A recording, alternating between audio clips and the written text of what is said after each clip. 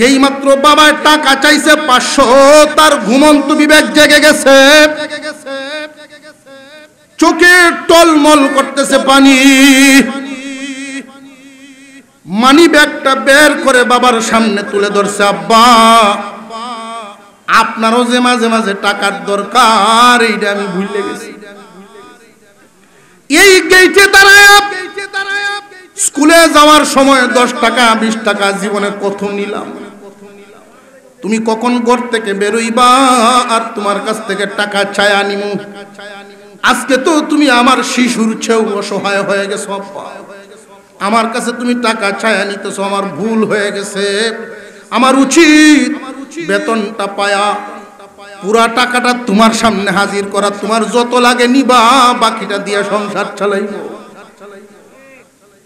মা বাবার বাধ্য সন্তানরা এগুলো খুব খেয়াল করতে হয়। আব্বার কি দরকার, আব্বা কাদের সাথে চলেন।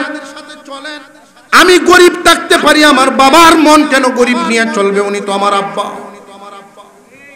মা বাবার দোয়া যদি রাখতে পারো, 3টা পুরস্কার আল্লাহ দুনিয়াতেই তোমারে দিব।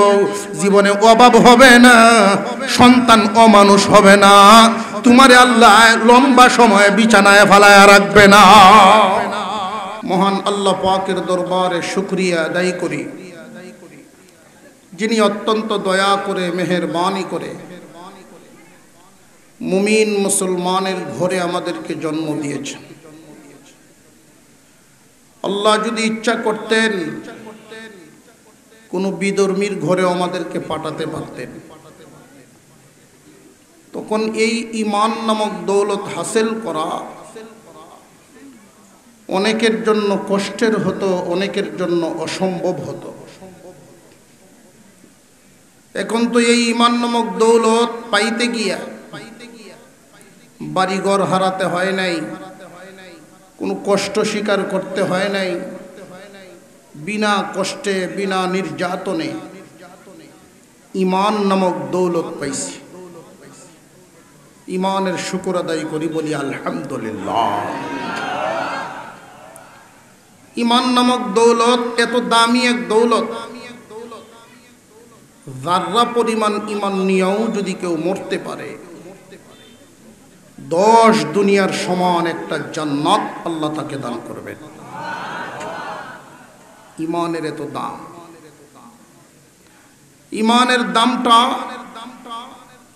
যারা বুঝেছেন, বাড়ি ঘর আত্মীয় স্বজন সব কিছু হারাইয়া হলেও ঈমান ধরে রাখছেন। যারা বুঝেন না, ঈমান খুঁজেও না, সামান্য কিছুর বিনিময়ে ঈমান নষ্ট করে দেয়। ঈমানের দাম যারা বুঝেছেন, তারা ঈমানকে খুব আঁকড়ে ধরেছেন। ঈমানদারের এত দাম, একজন ঈমানদার যতক্ষণ দুনিয়াতে বেঁচে থাকবে, এই পৃথিবী কিয়ামত হবে না। ঈমানদারের দাম আছে না নাই? মহান মাওলাই করিম যেন আল্লাহ যেইভাবে দয়া করে মুমিনের ঘরে জন্ম দিছেন, ঈমানদারির সাথে চলা, ঈমানদারের সাথে বিদায় হওয়ার তৌফিক যেন আল্লাহ দান করেন। আমি আপনাদের সামনে পবিত্র কুরআনুল কারীমের 2খানা আয়াত কারিমা, নবীজির 1খানা হাদিস তিলাওয়াত করেছি। এই 2 আয়াত এবং 1 হাদিসকে সামনে রেখে কিছু আলোচনা করব। আল্লাহ যেন মনোযোগের সাথে এবং আমলের নিয়তে শোনার তৌফিক দেন, আমাকেও বলার তৌফিক দেন, বলুন আমিন। আমি দেখতে পাচ্ছি বেশিরভাগই আমরা যুবক ভাইয়েরা সামনে হাজির। যুবকদেরকে যখন দিনই কোনো কাজে শামিল হতে দেখি বড় ভালো লাগে। যেই যুবকদের অন্তরে কোরআনের মহব্বত ঢুকে যায়, যেই সমাজের যুবকরা কোরআনওয়ালা হয়ে যায়, এই সমাজেই শান্তিতে পরিপূর্ণ হয়ে যায়। উশৃঙ্খলতা বিশৃঙ্খলতা অটোমেটিক দূর হয়ে যায়। আল্লাহ যেন আমাদের যুবক ভাইদেরকে সহি পথে পরিচালিত করেন, আমরা বলি আমিন। আমি যে বিষয়টা আলোচনা করার ইচ্ছা পোষণ করেছি, আল্লাহ আমাদেরকে একটা আদেশ দিয়েছেন। এই আদেশটা আমরা যারা পালন করতে পারবো, আল্লাহ 4টা পুরস্কার দিবেন। আদেশ করেছেন একটা, পুরস্কার পাবো 4টা। 3টা পুরস্কার দুনিয়াতে, একটা পুরস্কার আখিরাতে। আল্লাহ পাক রব্বুল আলামিনের এই আদেশ যারা পালন করতে পারবে, আল্লাহ এদেরকে 4টা পুরস্কার দিবেন। 3টা দিবেন দুনিয়াতে, একটা দিবেন আখিরাতে। এই আদেশটা পালন করতে যদি একটু কষ্ট হয়, আমরা কি পালন করতে রাজি আছি ইনশাআল্লাহ? আর এই কথাটাও বিশ্বাস রাখা চাই, কোরআনে আল্লাহ বলে দিয়েছেন, বান্দাদের জন্য আমি এমন কোনো নীতিমালা রাখি নাই যেই নীতি পালন করা বান্দার জন্য কষ্ট হবে। শুধু মনকে মানায় নেওয়া, মনে মানে না, মনকে মানায় নেওয়া। আল্লাহর সকল বিধান বান্দার কল্যাণের জন্য, বান্দার ভালোর জন্য। অনেকেই বুঝে না, এই জন্য অনেক বিধিবিধান অমান্য করে চলে। মনরে বুঝাইলেই আল্লাহর বিধানের উপরে চলা অতি সহজ, অতি আরাম। মুমিন কখনো হারামে আরাম পেতে পারে না। মুমিনের আরাম একদম নীতিমালার উপরে চলতে পারলেই শান্তির জীবন, শান্তির মজা, শান্তির যেই দেখা, এটা দুনিয়াতেই মুমিন পেয়ে যাবে। আল্লাহ পাক রব্বুল আলামিন আমাদেরকে যেই আদেশটা দিয়েছেন, আপনাদের সামনে সেই আদেশের, সেই বিধানের আলোচনাটা একটু পরে করব। আল্লাহ যে 4টা পুরস্কার দিবেন, এক এক করে এই 4টা পুরস্কার আপনাদের সামনে তুলে ধরি। আল্লাহর একটা বিধানের উপরে আমল করতে পারলে পুরস্কার দিবেন কয়টা? জবান খুলে আওয়াজ দেই, কয়টা? 4টা। 1 নম্বর পুরস্কার, বান্দার রুজি রোজগারে, কামাই রুজিতে আল্লাহ বরকত ঢেলে দিবেন। কামাই রুজিতে আল্লাহ বরকত দিবেন। এই বরকত কথাটা একটু বোঝানো প্রয়োজন। বরকত কারে কয়? বরকতের অর্থ এই না 1000 টাকার একটা নোট পকেটে রাখলেন, ঘুম থেকে উঠে এটা 5000 হয়ে যাইব, এরকম না। বরকতের অর্থ বেশি পরিমাণ, এটাও না। বরকতের অর্থ হলো কামাই রুজি যাই হোক, জীবন চলা থামবে না। আল্লাহ আরামে সকল কাজ সহজে সমাধান করে দিবেন। উদাহরণস্বরূপ বলি, একজন মানুষ তার মালে আল্লাহর বরকত নাই, ইনকাম করে 3 লাখ প্রতি মাসে।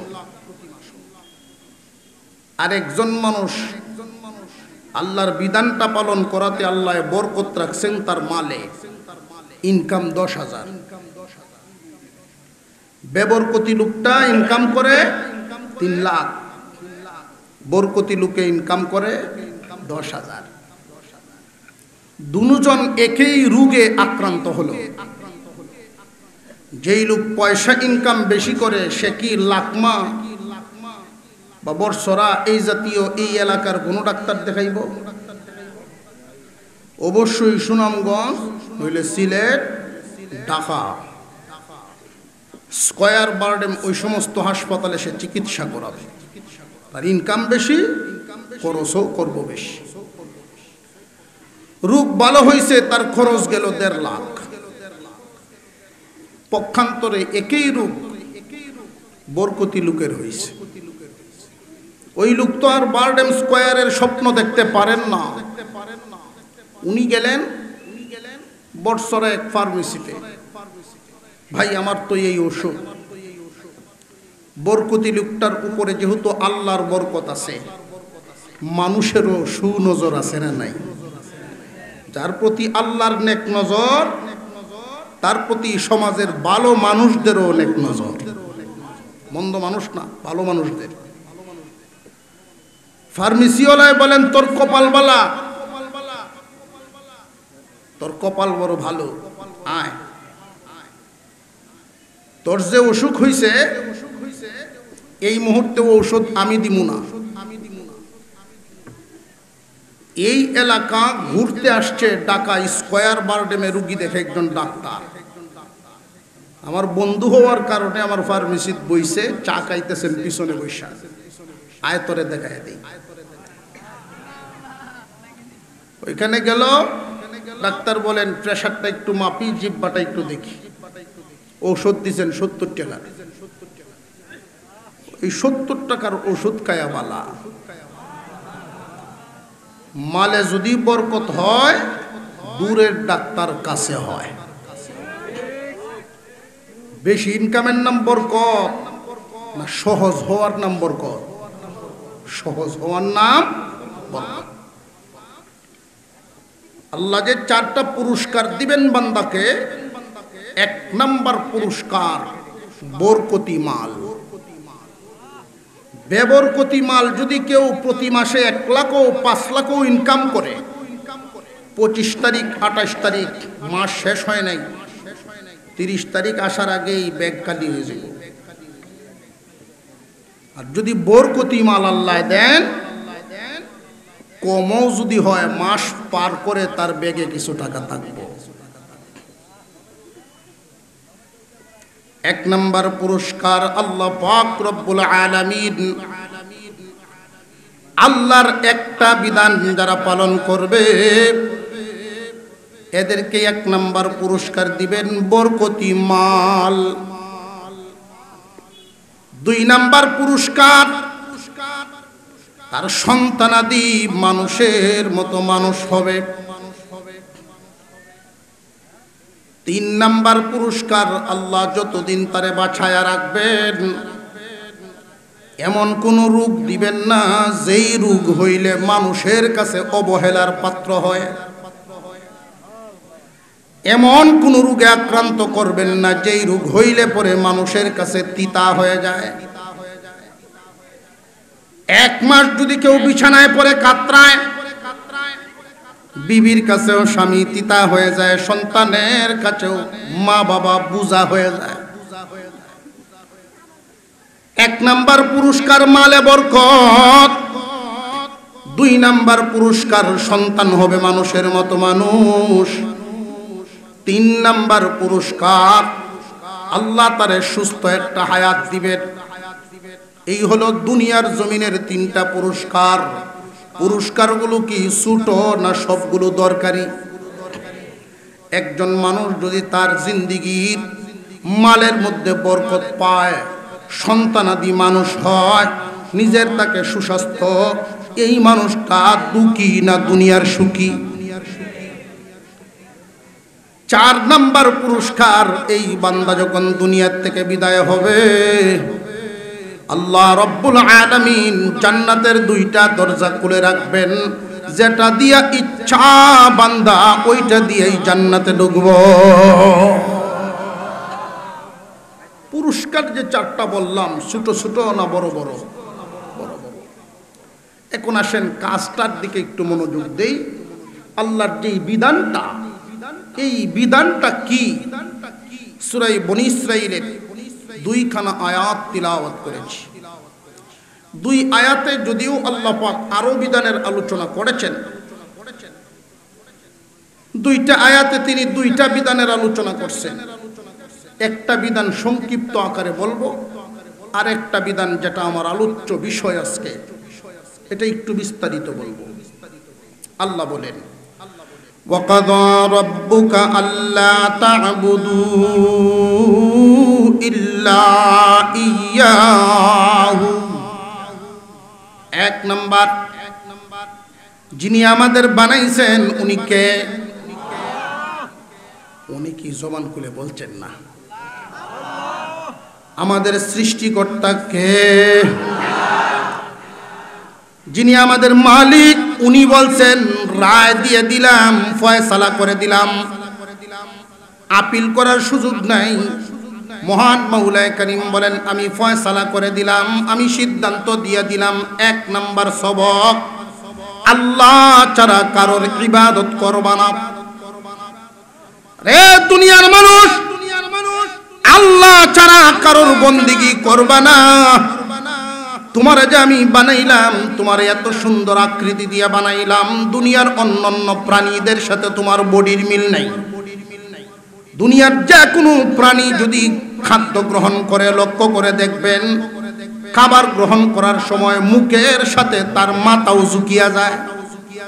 আল্লাহ রব্বুল আলামিন বুঝায় দিলেন, বান্দা বান্দিরা, তোমারে আমি এমন এক সুন্দর আকৃতি দিয়া বানাইলাম, খাদ্য অটোমেটিক তোমার মুখে গিয়া উঠবে, হাত দ্বারা উঠাইবা, খাদ্যের সামনে তোমার মাথা ঝুঁকাতে হবে না। কেন জানোনি? এই আকৃতি দিয়া বানাইলাম। আমি আল্লাহ চাই তোমার এই কপালটা আমি আল্লাহর কুদরতি কদম ছাড়া কোথাও ঝুঁকাইবা না। وَقَضَى رَبُّكَ أَلَّا تَعْبُدُوا إِلَّا إِيَّاهُ। শিরিক মুক্ত ইবাদত, শিরিক মুক্ত ঈমান আল্লাহ বান্দার কাছে পান। শিরিক মুক্ত ঈমান আমল, তোমার ঈমানেও যেন শিরিক না থাকে, আমলেও যেন শিরিক না থাকে। যে হুজুর ঈমানে শিরিক বুঝলাম, মানুষ মনে মনে শরীক করে আল্লাহর সাথে অন্য কিছুকে। সংক্ষিপ্ত আকারে তো আসলে এই বিষয়টা আকীদাগত আলোচনা করা যায় না, তবু আমি সংক্ষিপ্ত আকারে বলে দেই। মৌখিকভাবে কাউকে আল্লাহর সাথে শরীক করবা না, মানসিকভাবেও কাউকে আল্লাহর সাথে শরীক করবা না, আমলের মাধ্যমেও কাউকে আল্লাহর সাথে শরীক করবা না। সংক্ষিপ্ত আকারে এই কথাটা আল্লাহ বুঝায়া দিয়েছেন। সূরাতুল ফাতিহার ভিতরে একখান আয়াত আছে, সকলেই জানেন। মহান আল্লাহ বলেন, ইয়্যাকা না'বুদু ওয়া ইয়্যাকা নাস্তাঈন। আছে না নাই? আল্লাহ একমাত্র তোমারই ইবাদত করি, তোমার কাছেই সাহায্য কামনা করি। বান্দা, আল্লাহ হলেন মালিক, আমরা হইলাম গোলাম। মালিক একজন, আমরা সব তার গোলাম। আমাদের ইবাদত দেওয়ার জায়গাও একটা, সাহায্য চাওয়ার জায়গাও একটা। ইবাদত করবেন কয়জনের? জবান খুলে আওয়াজ, ইবাদত কয়জনের? একজনের ইবাদত। যা করবেন একমাত্র একজনকে খুশি করার জন্য, ভিন্ন কোনো কারণে লোক দেখানোর উদ্দেশ্যে কোনো ইবাদত নয়। এই জমিনে অনেক মানুষ এই ইবাদতগুলো হেলায় হেলায় লোক দেখানো কাজ করে বসে। লোক দেখানো কাজ হেলায় হেলায় করে বসে। খুব সাবধান। নামাজ পড়বেন তো আল্লাহর জন্য পড়বেন, কুরবানি দিবেন তো আল্লাহর জন্য দিবেন। অনেক মানুষ কুরবানিতে লোক দেখানো নিয়তে গন্ডগোল ঢুকায়া দেয়, লোক দেখানো রিয়া ঢুকায়া দেয় ভিতরের ভিতরে। বড় গরু কিনলে অন্যদেরকে দেখায় দেখ। কিনছি একটা এলাকার মানুষে বুঝুক যে আমার আগের কালা দিন নাই, এখন লাল দিন। যাকাত দিলে মাইক মারে মানুষকে জানায় যে অমুক এখন ধনী হইছে। এগুলো লোক দেখানো, গন্ধ পাওয়া যায়। হাজি সাহেব কইলে খুশি হয়, চা খাওয়ায়। হাজি সাহেব না কইলে গুসা। এমন রূপ মানুষের মধ্যে আল্লাহ পছন্দ করেন না। সাবধান, যা করবা একমাত্র কার জন্য? আল্লাহর জন্য করবা বান্দা।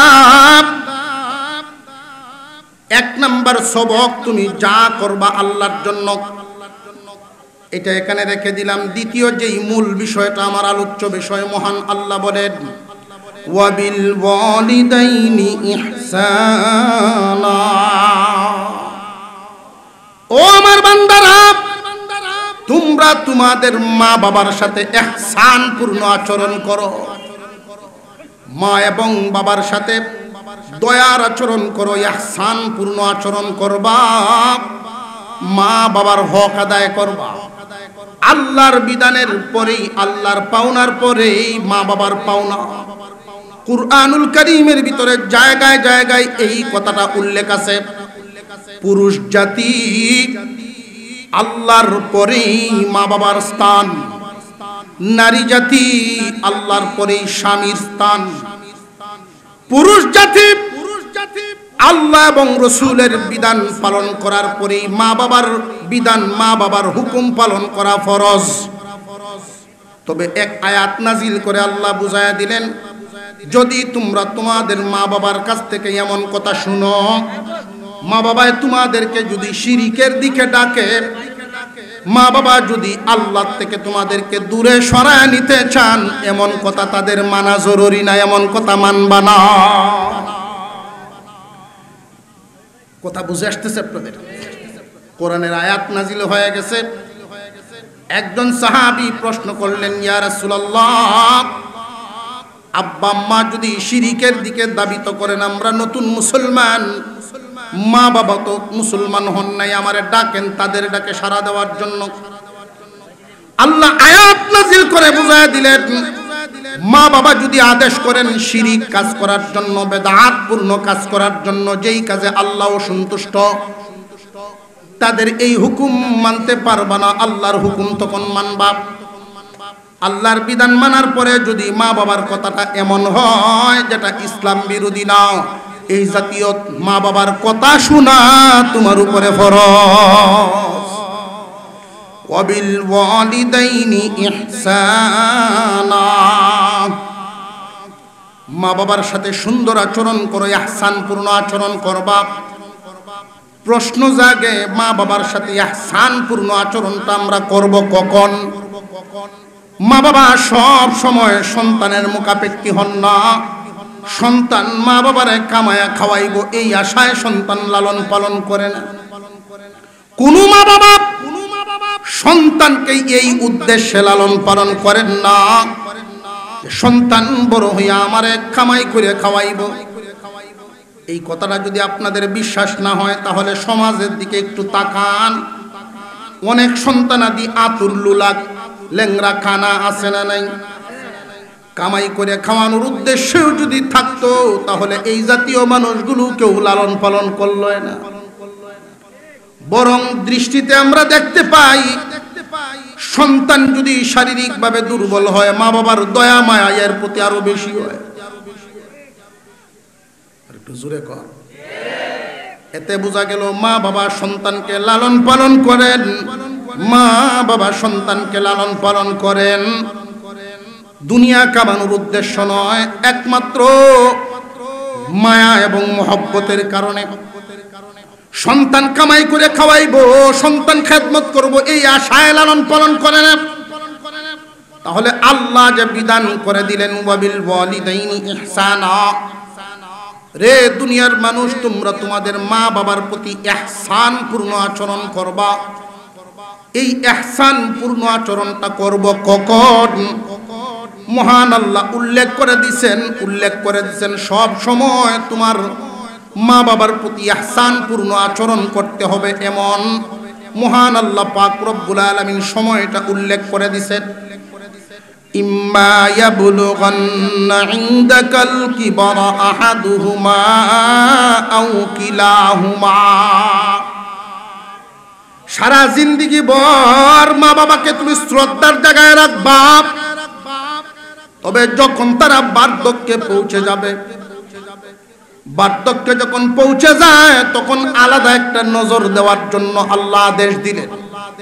কেন জানেননি? মানুষ যখন বুড়া হয়ে যায়, শিশুর চাইতেও অসহায় হয়ে যায়, ঠিক না বেঠিক? সংসার আর তার হাতে নাই, সংসার সন্তানদেরকে দায়িত্ব বুঝাইয়া দিল।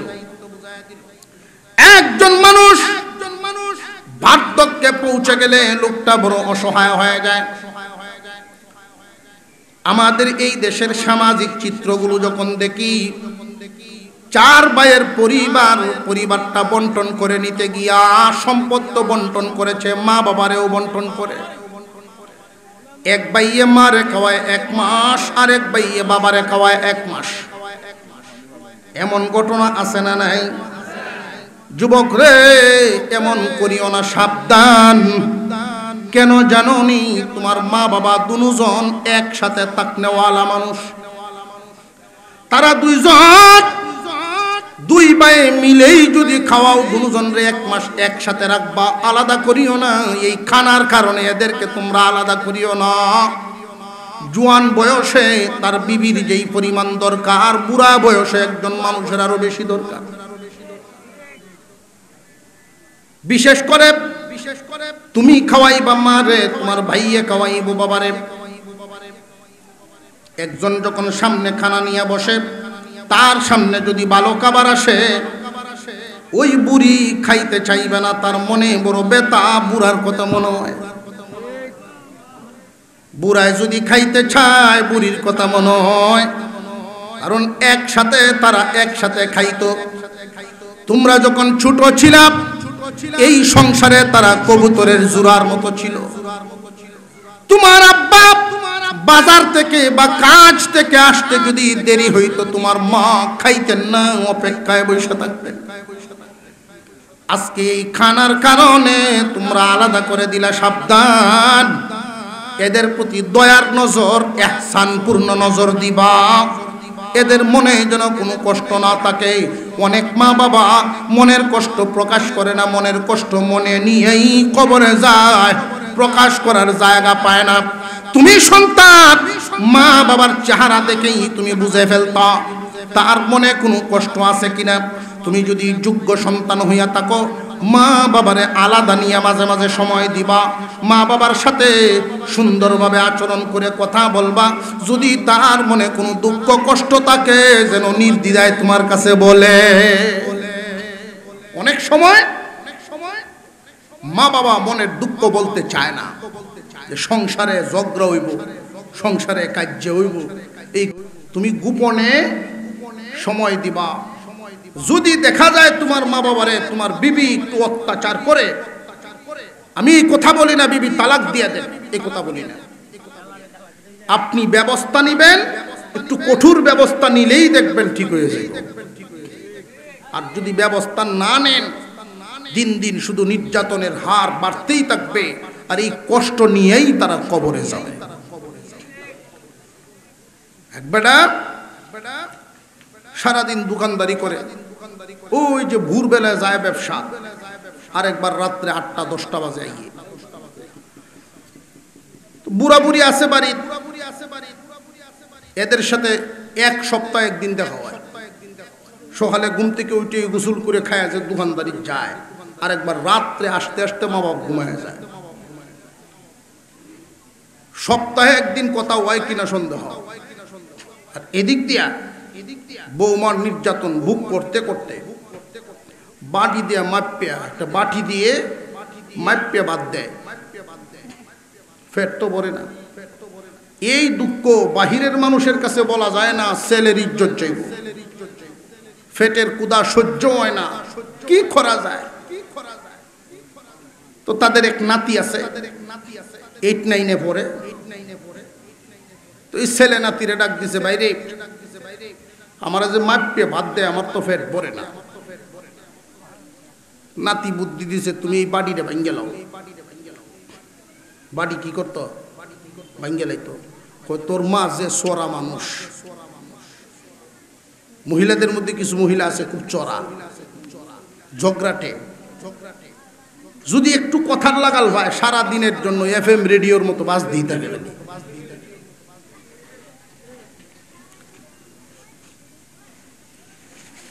তুমি বাঙ্গো, আউলা না লাগলে বা হইতো না। বুড়া বেটা টেবিল থেকে ফেলায় ভাঙ্গে লেছে বাড়ি। এই বাড়ি বাংছে না, ফেস লাগছে। 2 টাকা ইনকাম করার মুরদ নাই, জিনিসপত্র শুধু ক্ষতি করতে পারে।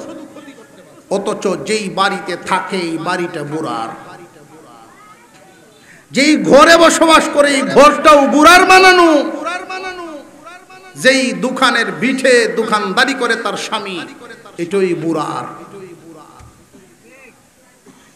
যখন মানুষ বৃদ্ধ হয়ে যায় এই কুটাগুলো শুনে 2 টাকা ইনকাম করার শক্তি নেই, বয়ে বয়ে খালি ক্ষতি, অথচ এই সংসারটা গড়েছে কে, এই হিসাবটা মিলায় না। সারাদিন খুব বুড়া বেটার মনে মনে আচ্ছা যে পর্যন্ত কইতে পারে কোক আমার হুতে না হুনলে হইছে, আমি হুনলে লাই।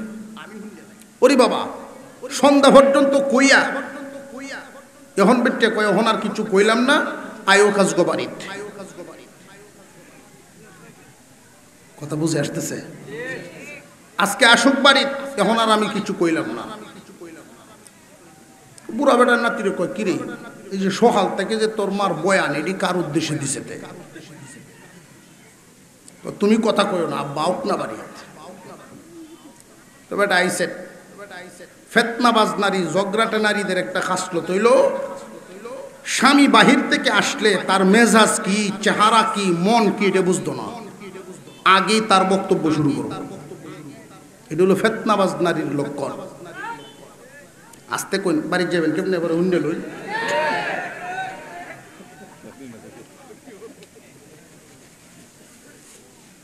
উনি আইছেন রাত্রে 9টা 10টায়, তোমার বাড়ি তুমি তাহ, আমি থাকতাম না। আমরা যুবকরার মধ্যে অনেক যুবক এমন আছে বউ যদি এই হুমকি দেয় আমি থাকতাম না, তার ব্যাগ যেগুলো আগে হুরবাইত গে বইতে। যুবকের নেশার যদি এমন হয় বিবি হুমকি দিছে থাকবে না বাড়িতে, তুই তোর কাপড় চোপড় গুছা, আমি একটা দেখি গাড়ি নিই ভাই, আমি একটা গাড়ি আনি, অটো আনি, তুই তোর কাপড় চোপড় বেগছে গুছা। দিন যদি এমন করতে পারেন এই বাবার দত্ত না জীবনে যে আমি থাকতাম না। না টাইট দেওয়ার তো লক্ষণ বুঝন লাগবো, হ্যাকমত তো জানুন লাগবো। যেই কইছে আমি তোমার বাড়ি থাকতাম না, কিতা হইছে কি হইছে? তুমি তো সারাদিন যাও দোকানদারি, আমার উপরে এক জ্বালা তৈয়া যাও। এই বুড়া বুড়ির খেদমত করতে করতে আমার জান শেষ, আর ঘরের জিনিসপত্র ভাঙ্গিয়া রাখছে আর নাই। তার কথায় বোঝা যায় কয়েক সুকেশ জিনিস ভাঙছে। বেটার মনে মনে আচ্ছা যে আমি যেহেতু বাড়ির থাকি না, আমার বাপের 2 কথা কয়ে লাইলে বউ খুশি হয়ে যাবে। তো গেছে বাপের রুম, বুড়া হইছ এত গুসাকের লাগে, একটু ধৈর্য ধরন তো বালা, জিনিসপত্র কেড়ে ভাঙ্গো। বুড়া বেটা কথা কই না, এমনি নাতি আইছে। নাতি কয় দাদা এই বাড়ি কেন বাংলা? তখন দাদা কয় কিরে তোর বুদ্ধিত্ব করছিলাম এটা, তুমি বাড়ি রেখে লাগিন বাংতে গেলা, এখন আমি মাপ কই ভাইমু, এই মাপটা আমি কই ভাইমু? বাপে পুত্রে জিগায় কিরে হই তোর দাদারে কিতা কস মাপ কিতা? তোমরা যে মাপে বাদ দেও দাদারে, তোমরা যেদিন বুড়া বুড়ি হইবা এই মাপটা আমি ভাইমু কই? এখন বাপ পাইরে গেছি, রান্না করোকে কই বুড়া বয়স কি ফেট ভরে খাইতে চাস? যদি ফেট ভরে বুড়া বয়স খাইতে চাস আমার মা বাপরে মাপে দেওয়া হনিবদ্ধ, নইলে তোর হুত দেখতেছে শিখতেছে এইভাবেই তোরে খাওয়াইব।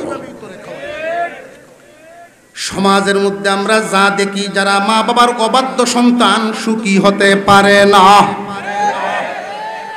মা বাবার বাধ্য সন্তান 4টা পুরস্কার পাবে, মা বাবার অবাধ্য সন্তান 4 পুরস্কার থেকে বঞ্চিত হবে। মা বাবার বাধ্য সন্তানের জন্য 1 নাম্বার পুরস্কার বলছিলাম মনে আসেনি, বরকত। আপনারা প্রশ্ন করতে পারেন হুজুর দেখছি মা বাবার অবাধ্য সন্তান পয়সা ইনকাম করে অনেক, আপনি তার কাছে ভিড়ে কবর নেন, পয়সা ইনকাম করতে পারে, পেরেশানি দূর হবে না। ইনকাম বেশি করতে পারে কিন্তু পেরেশানি দূর হবে না। টেনশন আর টেনশন, পেরেশানি আর পেরেশানি। সুখ শান্তি আরাম আয়েশের সম্পর্ক বডির সাথে না, মনের সাথে। মনের সাথে অনেক মানুষ পেরেশানির কারণে এসি রুমেও ঘুমে ধরে না, আর মনে যদি সুখ থাকে রাস্তার কাছেও ঘুমে ধরে। মা বাবার অবাধ্য সন্তান মালে বরকত পাবে না, অর্থাৎ পেরেশানি দূর হবে না, পুস্তক বই খালি। মা বাবার অবাধ্য সন্তান ছেলে মেয়েদেরকে মানুষ করতে পারবে না। প্রশ্ন করতে পারেন, হুজুর আমরার বাড়ির পাশে, আমাদের বাসার পাশে এমন লোক তো আছে দেখছি, মা বাবারে খাওয়াইছে না, মা বাবারে দেখছে না, অথচ ছেলে মেয়েরে তো লন্ডন রেখে ভরায়, এরা মানুষ হইল কেমনে? আমি তো শিক্ষার কথা বলি নাই, মানুষের কথা বলছি। শিক্ষিত হওয়া এক জিনিস, মানুষ হওয়া আর এক জিনিস। আমাদের এই বাংলাদেশে যত বৃদ্ধাশ্রম লক্ষ্য করে দেখেন, এই বৃদ্ধাশ্রমগুলোতে যারা আশ্রয় নিয়েছেন বেশিরভাগই শিক্ষিত মানুষের মা বাপ। মূর্খ মানুষের মা বাপ ওইখানে কম পাবেন, কারণ যারা পাথর টানে, রিক্সা চালায়, দিন মজুর, কষ্ট করে উপার্জন করে, ঘাম জড়াইয়া টাকা ইনকাম করে, শিক্ষা তেমন নাই, কিন্তু মানুষ আছে, মনুষ্যত্ব আছে, তার গায়ে যতক্ষণ রক্ত আছে মা বাবারে বাড়ি ছাড়া করব না। বেশিরভাগই ওই মানুষগুলো বৃদ্ধাশ্রমে যারা আশ্রয় নেন বেশিরভাগই শিক্ষিত অফিসারের মা বাপ। শিক্ষিত হইছে, মানুষ হইছে না। মা বাবার অবাধ্য সন্তান যারা হবে, নিজের সন্তান মানুষ করতে পারবে না। সে যেমন আচরণ করছে তার মা বাবার সাথে, এর চাইতে ডাবল আচরণ তৈরি হয়ে আছে তার জন্য সন্তানের দ্বারা। তুমি যদি ভালো আচরণ করো তোমার জন্য ভালো আচরণ থাকবে, তুমি যদি মন্দ আচরণ করো তোমার জন্য মন্দ আচরণ থাকবে। তোমার সন্তান নিজের চোখে যদি দেখে, কারোর সন্তানে যদি দেখে যে আব্বা কাজ থেকে আইসা সরিষার তেলের বোতলটা হাতে নিয়ে আব্বা দাদার মাথায় তেল লাগায়া, পায়ে হাত পায়ে তেল লাগায়া ঘুম পাড়ায়া দিতেন, এই সন্তান যা দেখছে বড় হইলে এই আমল সে করব।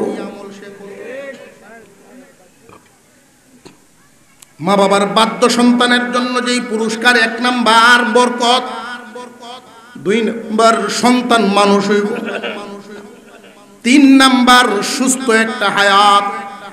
মা বাবার অবাধ্য সন্তান যারা ইনকাম বেশি করলেও বরকত পাবে না, পেরেশানি দূর হবে না, সন্তান মানুষ হবে না, নিজে সুস্থ থাকবে না, ডায়াবেটিস, হার্ট, অমুক তমুক, কিডনি নষ্ট, অর্থাৎ গড়টারে একটা ফার্মেসি বানায় রাখুন লাগবে। নিজের ঘরকেই ফার্মেসি বানায় রাখতে হবে, বলা মুসিবতে ছাড়বে না, রোগ বালায় ছাড়তো না। মা বাবার বাধ্য সন্তান যারা নিয়ামত আল্লাহর পক্ষ থেকে পাবে, তারা রুজি রোজগারে বরকত, সন্তান হইব মানুষ, সুস্থ একটা হায়াত। মা বাবার বাধ্য কেমনে হওয়া চাই এই কথাটা আল্লাহ বুঝাইয়া দিলেন, বান্দারে তোমার আব্বা আম্মা যখন বার্ধক্যে পৌঁছে যাবে আগের চাইতে একটু খেয়াল ধ্যান বাড়ায়া দিবা। মানুষ যখন বুড়া হয় শিশুর চেয়েও অসহায় হয়ে যায়। একটা শিশু যদি পেশাব করে বিছানায়, যে কেউ তার টান দিয়ে উঠায় ফেলবে, কিন্তু তোমার আব্বা আম্মা বিছানায় যদি পেশাব করে দেন, কাপড়ে যদি পেশাব পায়খানা করে দেন, কেউ তার দ্বারে কাছেও যাবে না। ঘন্টাকে ঘন্টা বিছানায় পড়ে থাকবে, পেশাব পায়খানায় পড়ে থাকবে, কেউ তার দ্বারে কাছে যাবে না। এই এমন যদি অবস্থা হইয়া যায়, মা বাবার খেদমত করো, মা বাবার খেদমত করো। তোমার মা বাবার খেদমত করার মতো কেউ যদি না থাকে, এই হালতে হজ ফরজ হইলে বিলম্ব হইয়া যায়। হজ যদি ফরজ হয়ে যায়, আল্লাহ তোমার জন্য বিলম্বটা মেনে নেন। মা বাবার খেদমত কর, মা বাবা খেদমত করার পরে সময় যখন হবে আবার তখন যাবে আমার ঘরে। কত কঠিন বিধান! মা বাবার খেদমত এত শক্ত করে আল্লাহ বুঝায় দিলেন, তারা যখন বার্ধক্যে পৌঁছে যায় শারীরিক মানসিক উভয়ভাবে যেন তোমার আচরণে খুশি থাকেন। উনি যদি শারীরিকভাবে সুস্থ থাকেন তাহলে কোন কোন দিক লক্ষ্য রাখবা? উনি তো আগের মতো আর ইনকাম করতে পারেন না, বুড়া হয়ে গেছেন। আমরা অনেক সময় মনে করি আমার আব্বা আম্মা বুড়া হয়ে গেছেন, তার তো আর খরচের দরকার নাই, ভাত মাছ খাওয়াইলেই তো চলে, বছরে কাপড় দিলেই তো চলে। না ভাই, এ যুবক, আমার এই কথাগুলো মনোযোগ দিয়া শুনো, হিসাব মিলায়া দেখো। তোমার আব্বা বুড়া মানুষ, বাজারে যখন যান আর একজন বুড়া মানুষে তার চা খাওয়ার জন্য ডাক দেন, তোমার আব্বা লজ্জায় যায় না? কেন জানোনি? যে আমি যদি এর চাটা খাই আর একদিনের খাওয়াই হইতো। তুমি সন্তানের উচিত তোমার ইনকাম যেই পরিমাণ, ইনকাম অনুযায়ী মা বাবার পকেটে আলাদা কিছু পয়সা দিবা। মাসে 200 হোক, মাসে 500 হোক, আব্বা নিন, এই টাকাটা আপনি আপনার মন মতো খরচ করবেন। 500 টাকা যদি প্রতি মাসে উনি পকেট খরচ পান, মসজিদের দান বাক্সটা সামনে আসলে 10 টাকা দিবার সামর্থ্য হয়। কোন ফকির মিসকিন টাকা চাইলে 5টা টাকা দিবার মতো সামর্থ্য থাকে উনার। তোমার সন্তানরা যখন বাজার থেকে তোমার আব্বা আসলে দাদা দাদা কইয়া ধরে, কিছু মজা আনবার সামর্থ্য থাকে, তোমার আব্বার পকেটে কিছু পয়সার দরকার, আলাদাভাবে 200 হোক 500 হোক কিছু টাকা হিসাব ছাড়া কিছু টাকা এদেরকে তুমি দিবা।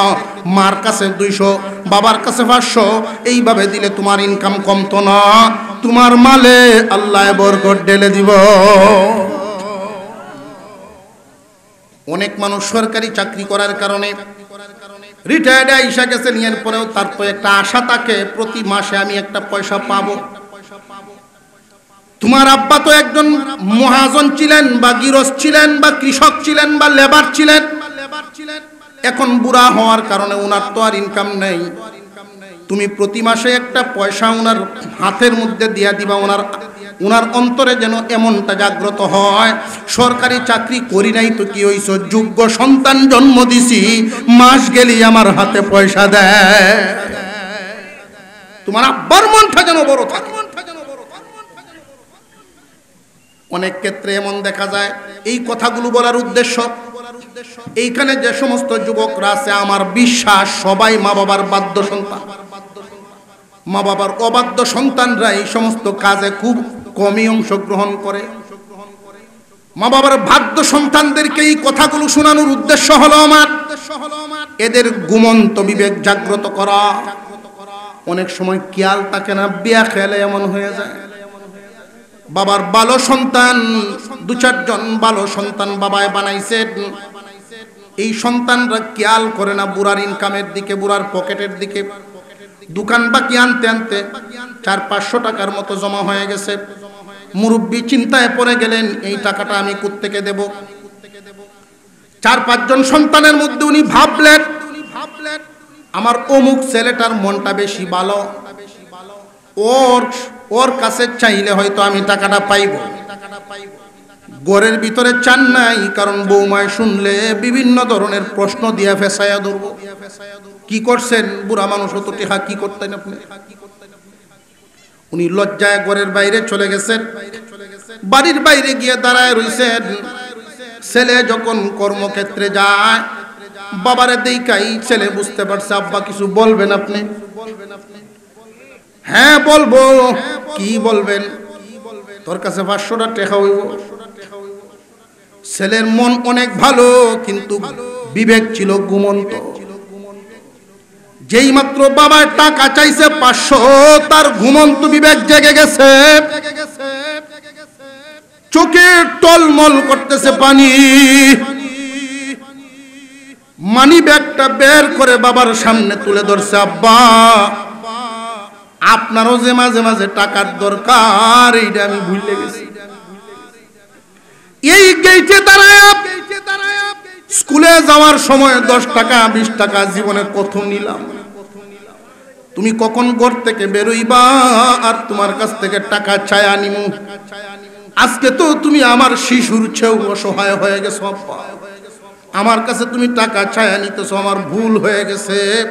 আমার উচিত বেতনটা পায়া পুরা টাকাটা তোমার সামনে হাজির করা, তোমার যত লাগে নিবা, বাকিটা দিয়ে সংসার চালাইব। মা বাবার বাধ্য সন্তানরা এগুলো খুব খেয়াল করতে হয়। আব্বার কি দরকার, আব্বা কাদের সাথে চলেন। আমি গরিব থাকতে পারি, আমার বাবার মন কেন গরিব নিয়ে চলবে? উনি তো আমার আব্বা। মা বাবার দোয়া যদি রাখতে পারো, 3টা পুরস্কার আল্লাহ দুনিয়াতেই তোমারে দিব। জীবনে অভাব হবে না, সন্তান অমানুষ হবে না, তোমারে আল্লাহ লম্বা সময় বিছানায় ফালায়া রাখবে না। মা বাবার বাধ্য সন্তানের জন্য আল্লাহ এই বাজেটগুলো করে দেয়। মুসা আলাইহিস সালামের জামানার একটা ছোট্ট ঘটনা বলি। মুসা আলাইহিস সালাম আল্লাহর কাছে দোয়া করেন, আল্লাহ জান্নাতে কি আমি একা থাকবো না জান্নাতে আমার কোনো বন্ধু সাথী দিবা? মুসা আলাইহিস সালাম তো আল্লাহর সাথে সরাসরি কথা বলতেন। আল্লাহ আমার কোনো সাথী থাকবে? বলে হ্যাঁ, তোমার একজন সাথী থাকবে। এই সাথীরে আমি দুনিয়ার জমিনে দেখবার চাই, তার নাম ঠিকানা জানায়া দেন। আল্লাহ পাক রব্বুল আলামিন বলেন, মুসা রে, তোমার জান্নাতের সাথী দুনিয়াতে তুমি দেখবার চাও? বলে হ। নাম ঠিকানা জানায়া দিলেন। দামেস্কের একটা বাজারে ছোট্ট দোকানদারি করে মুসা আলাইহিস সালাম ছদ্মবেশে ওইখানে রওনা দিয়ে দিলেন, জান্নাতের সাথী দেখবেন। মুসা আলাইহিস সালাম ওই বাজারে গিয়ে পৌঁছে গেলেন, অনেক দিন কষ্ট করে গিয়া। আলী ইবনে মুআফিক লোকটার নাম, গিয়ে সালাম দিছেন। জান্নাতি মানুষ, নবীর সাথে যে জান্নাতে থাকবে তার মর্যাদা কি কম?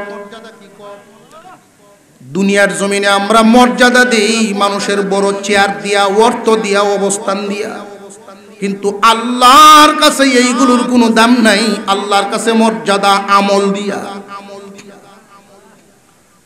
মুসা আলাইহিস সালাম যখন সালাম দিলেন, মুসাফা হইল, ভাই আপনি কে?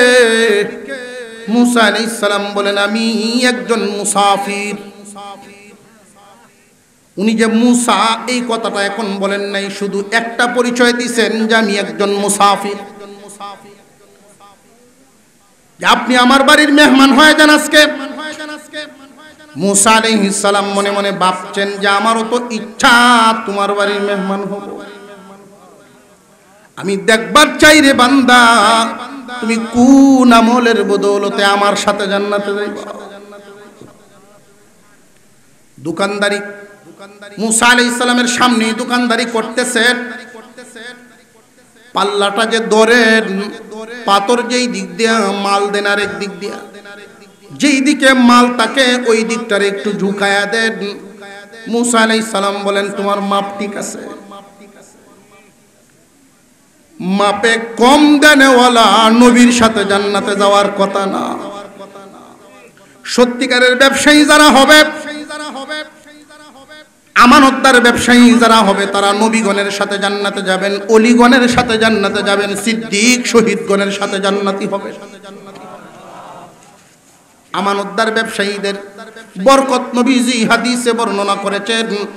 সত্যিকারের ব্যবসায়ী, সত্যবাদী ব্যবসায়ী, আমানতদার ব্যবসায়ী, নবীগণ, শহীদগণ, সিদ্দিকগণ, সালেহ অলিগণ, নবীগণ, শহীদগণ, সিদ্দিকগণ এবং আল্লাহর অলিগণ, এই 4 দলের সাথে সত্যবাদী ব্যবসায়ীরা জান্নাতে যাইব। মুসা আলাইহিস সালাম তাকে দেখলেন। সন্ধ্যা যখন হলো, একসাথে তারা রওনা দিলেন বাড়ির দিকে। মুসা আলাইহিস সালামের উদ্দেশ্য হলো, আমি দেখবার চাই কোন দোয়া, কোন আমলের বদৌলতে সে আমার সাথী হবে, জান্নাতে আমার বন্ধু হবে। বাড়িতে গেলেন। গিয়া যেই মাত্র বাড়ির কাছে পৌঁছলেন, বাড়ির ভিতরে ঢুকতেছেন আর ডাকতেছেন, বিবি গরম পানি করা আসেনি? জি, গরম পানিটা করা আছে। পাশের রুমে গিয়া ঢুকলেন। সর্বপ্রথম নিজের রুমে না ঢুইকা পাশের রুমে ঢুকছেন। কারণ কি, যে পাশের রুমে ঢুকছেন, এই আলী ইবনে মুআফিকের আম্মা বিছানায়, বয়সের বারে উনি ছোট হয়ে গেছেন। নিজে গিয়া উনারে গরম পানি দিয়া গোসল করে কাপড় পরায়া বসাইছেন। মুসা আলাইহিস সালাম জিজ্ঞাসা করেন, ব্যবসায়ী ভাই, এই কাজটা তো তোমার বিবিরে দিয়েও করাইতে পারতা, তুমি কেন ঈশা করলা? এই কাজ কি বিবিরে দিয়ে করানো যায় না? ও ভাই মুসাফির, আমার বিবিকে বললে করবে ঠিক, কিন্তু আমি আমার বিবিরে দেই না। কেন জানেননি? আমার বিবি 1 সপ্তাহ 2 সপ্তাহ 3 সপ্তাহ খেদমত করার পরেই তার খারাপ লাগতে পারে। আমার মার সামনে যদি বিরক্তির কোনো আওয়াজ দেয়, আমার মার সামনে যদি বিরক্তিকর কোনো আওয়াজ দেয়, আমার মা কষ্ট পাইব। এই জন্য আমার মার এই খেদমত নিজ হাতে করি, একদিন নয়, 2 দিন নয়, 40 বছর যাবত আমার মার খেদমত আমি এইভাবে করে যাই। মুসা আলাইহিস সালাম লক্ষ্য করতেছেন, আল্লাহর পয়গম্বর খানা নিয়ে আসলেন, আয়েশা এমন ভাবে মার মুখে উঠায় খাওয়াইতেছেন, মা চোখে দেখেন না, চোখের পাওয়ার কমে গেছে। মুখে উঠায় খানা খাওয়াইছেন বাচ্চার মতো করে। খানা খাওয়া শেষ, মুসা আলাইহিস সালাম এবার বলেন, ও ভাই, তুমি কি প্রতিদিন তোমার মারে এইভাবে মুখে উঠায় খাওয়াইয়া দাও? হ্যাঁ, আমার মারে আগে খাওয়াই, এরপরে আমি নিজে খাই। খানা শেষ, মহিলাটাই এবার বলতেছেন, বাবা রে, আমার কেবলামুখী করে দে, দোয়া করবো তোর জন্য। যেহেতু ঘরে একজন মুসাফির সাথে থাকলে তো দোয়া কবুল হয়, এই হলো মার বিশ্বাস। উনি 2টা হাত বাড়াইছেন, বাড়ায়া 2টা দোয়া করছেন। মুসা আলাইহিস সালাম দোয়া শুইনা আশ্চর্য হয়ে গেছে। মা বাবার বাধ্য সন্তান, অবাধ্য সন্তান, পার্থক্য 2 জায়গায়। মুসা আলাইহিস সালাম শুনেন ওই মহিলা দোয়া করতেছেন আল্লাহর কাছে, আল্লাহ, আমি আমার সন্তানের প্রতি খুশি, তুমিও খুশি হয়ে যাও। আল্লাহ, আমি আমার সন্তানের প্রতি সন্তুষ্ট, তুমিও সন্তুষ্ট হইয়া যাও। আমার সন্তানকে 2টা পুরস্কার দিবা, একটা দিবা দুনিয়াতে, একটা দিও আখিরাতে। দুনিয়ার জমিনে আমার সন্তান যতদিন বেঁচে থাকবে, জীবনে কোনোদিন এমন অভাব দিও না যেই অভাব হইলে পরে মানুষের কাছে হাত পাতা লাগে। আমার সন্তানকে তুমি অভাব দিও না আল্লাহ। এই দুনিয়ার থেকে যেই দিন বিদায় দিবা, আমার এই পুত্রে তোমার নবী মুসার সাথে জান্নাতে দিও।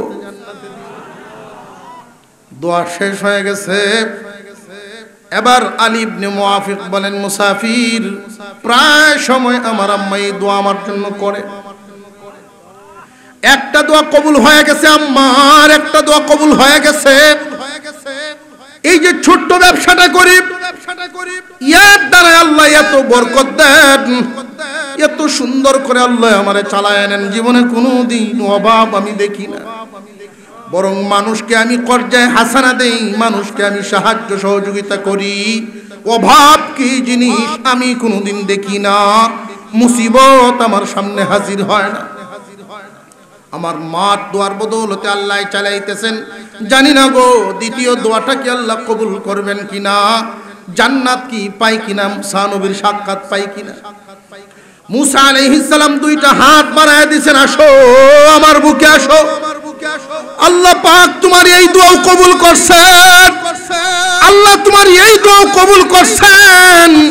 আমি মুসা নবী, আল্লাহ বলছেন তুমি আমার সাথে জান্নাতে যাইবা। তোমার মা দোয়া কবুল হয়ে গেছে, আমার সাথে তুমি জান্নাতের সাথী হইবা। আল্লাহ পাক রব্বুল আলামিন আমারে পাঠাইছেন, আমি আইছি গলা মিলাইতে। আসো, গলা মিলাইছেন, চুমা দিছেন কপালে। তোমার মার দুয়ার বদৌলতে আল্লাহ তোমার মাকাম এত উঁচা করে দিয়েছে। যাদের আব্বা আম্মা নাই, দোয়া করবেন আল্লাহর কাছে, দোয়া করবেন, আল্লাহ রব্বির হামহুমা কামা রব্বায়ানি সগীরা। যাদের আব্বা আম্মা আছেন, জীবনে কোনোদিন উঁচা আওয়াজে তাদের সাথে কথা বলবেন না, ধমক দিয়া না, রাগের অবস্থায় মা বাবার সামনে না যাওয়া ভালো।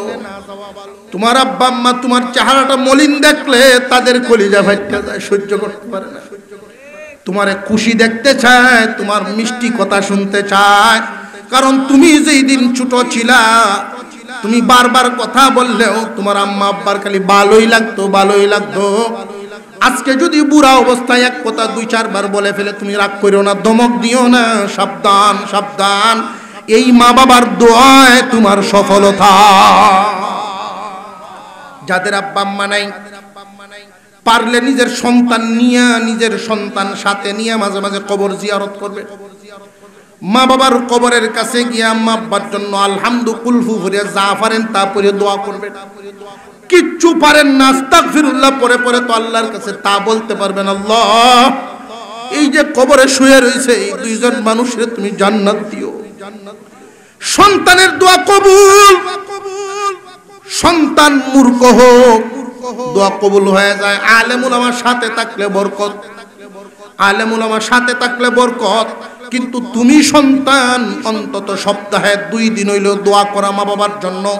এই দোয়া যখন তাদের রুহে গিয়া পৌঁছবে, মা বাবার রুহ শান্তি পায় যে আমার সন্তান যে রেখে আইলাম ওরা তো সহি রাস্তায় আছে, আল্লাহর ইবাদতে মশগুল আছে।